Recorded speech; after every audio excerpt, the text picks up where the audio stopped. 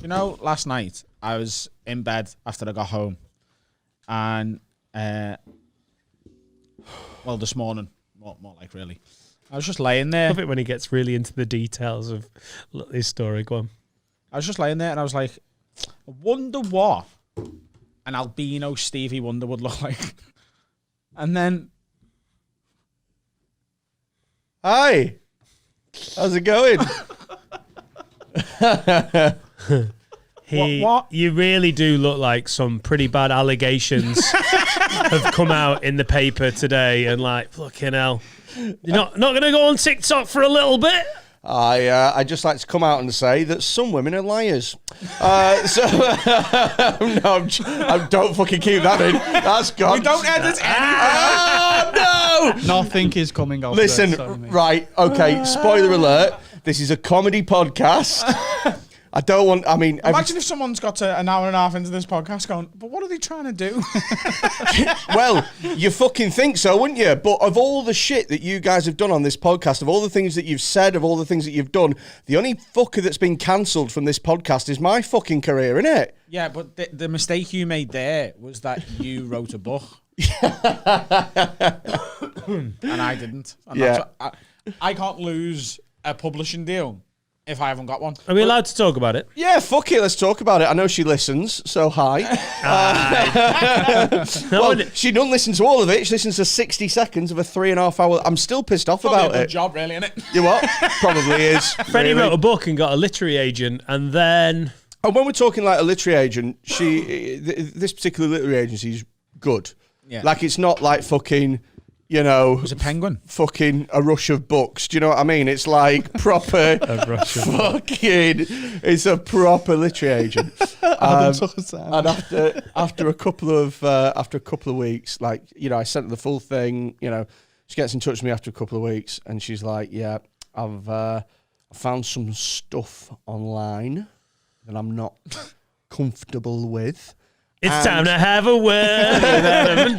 But the thing is, as well, is with the way that my career's gone over the last 10 years, when people say I've found some stuff about you online, it could genuinely be one of about 50 things. Yeah. And so I always have to keep my cards close to my chest and be like, really? Well, why don't you tell me what you think it is? you go first. You go first. I was just in a chat room.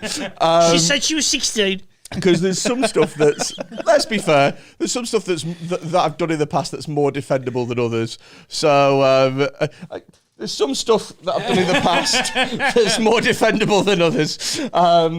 So yeah, she said I saw a video of you doing an interview online where you talk. So that's her first mistake. She doesn't call it a comedy podcast where it's, I mean, I imagine it's fucking listed as comedy in iTunes.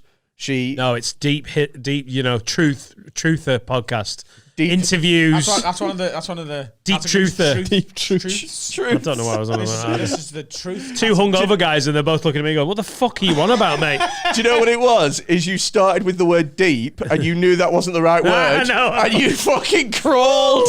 You crawled. This is it. I'm recovering from a cold. I'm full of cold and flu. These two are hungover. This fucking whole podcast is rattling towards, like, God knows where we're going. Mate. So You trying to absolve yourself. So anywho, right, she said, I saw you on an interview where you talk about manipulating women. And you know, that's not acceptable. And she questioned, so there's a character in the book who is based on a real character of somebody that I taught at school who was a victim of revenge porn. And she went as far as to question the validity of how sincere I could be to somebody that I was teaching, because I've got a slightly coarser sense of humour. So I'm apparently incapable of human empathy. But did she not see it as a joke at all? Did she see it as an... No, she completely... Because what fucking interview is that where you're like, have you been on that misogynist podcast Yeah. where they sit down and talk about how they take advantage of women? Do you know what you should probably do? And again, I'm not telling you how to run your podcast, but just to make sure that it's definitely a comedy podcast, maybe you should get shitloads of comedy albums and stick them on the fucking wall. Oh, you have? Oh, okay. Yeah. Shit, maybe you should both be comedians and listed as comedians. Oh, you are. Maybe you should tell jokes constantly and laugh and think. I mean, I don't know what it is. It's so funny though, isn't it? that like she's a powerful person in a big industry, and she's incapable of going, he's just joking. And also, right, what's wrong with manipulating women? Is that the hill you're going to die on? Like, you know, don't hurt them, don't kill them, don't do any of that, but tricking them into fancying you. What's wrong with that? That's all you said. Is that a problem?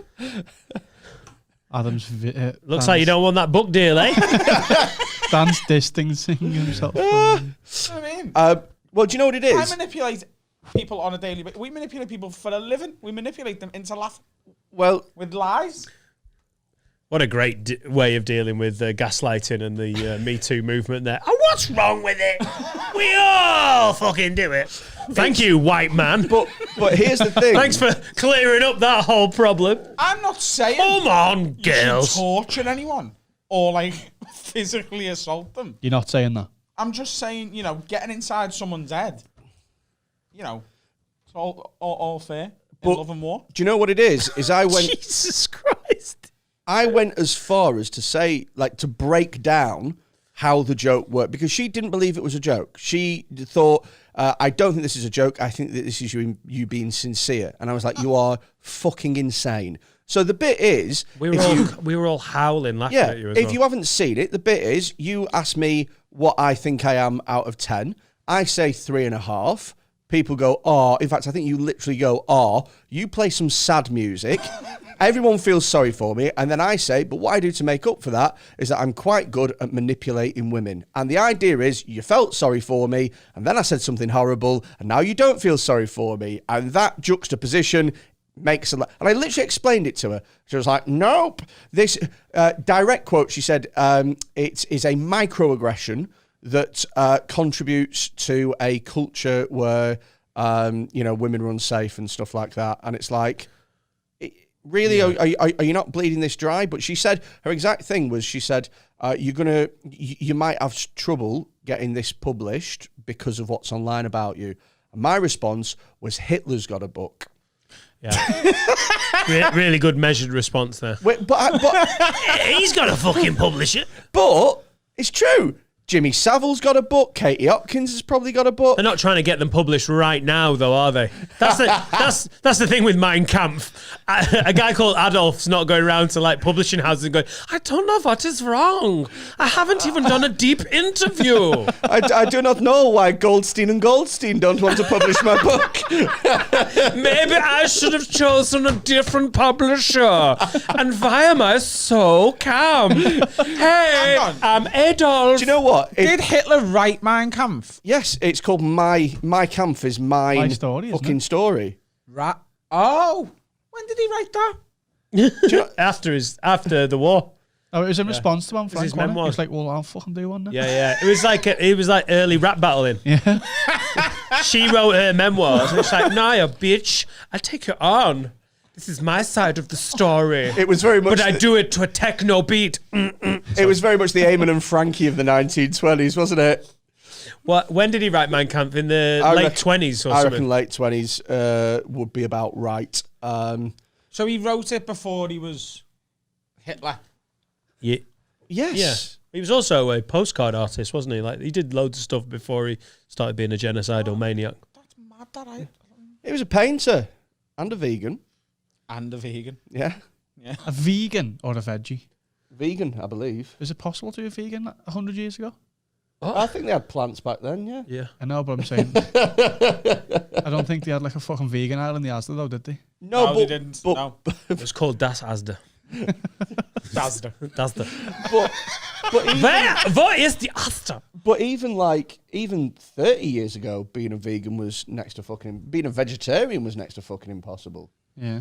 I wonder why he was a vegan. That's why he was fuming. Do you know what I mean? I wonder why. He had a real thing about animals. But that's what I mean. Like, can you imagine, like, being like, I don't know how you can eat the bacon because the things that the pigs go through is very, very bad. Is he Dutch? Weirdest Hitler impression ever. Like, that got so Jose Mourinho in the middle of it. That's very, very bad. If I speak Won't someone think of the sheep and the cows and the piggies?